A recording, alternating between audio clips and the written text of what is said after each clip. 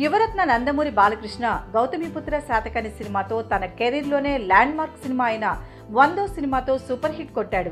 శాతకర్ణి తర్వాత Balayya daring and dashing director Puri జగన్నాథ్తో 101వ సినిమాకు కమిట్ అయిన సంగతి తెలిసిందే. ఈ సినిమా షూటింగ్ తాజాగా ప్రారంభోత్సవం జరుపుకుంది. ఈ సినిమాపై వస్తున్న ఓ న్యూస్ టాలీవుడ్ ఇన్నర్ సర్కిల్స్ లో చాలా ఇంట్రెస్టింగ్ గా మారింది. మెగాస్టార్ చిరంజీవి 150వ చిత్రం కోసం పూరి జగన్నాథ్ కు మొదట అవకాశం ఇచ్చిన సంగతి తెలిసిందే. Auto Johnny script Puri prepare చేసిన సెకండ్ హాఫ్ విషయంలో తేడాలు రావడంతో ఆ సినిమా పట్టాలెక్కలేదు.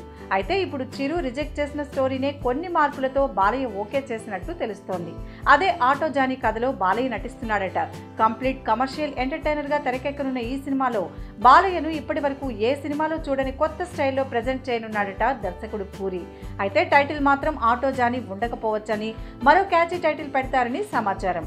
భవ్య క్రియేషన్స్ బ్యానర్ పై ఆనంద్ ప్రసాద్ ఈ చిత్రాన్ని నిర్మిస్తున్నారు. మరి చిరు నో చెప్పిన కథకే ఓకే చెప్పి షాక్ ఇచ్చిన బాలయ్య ఎలాంటి హిట్ కొడతాడో చూడాలి.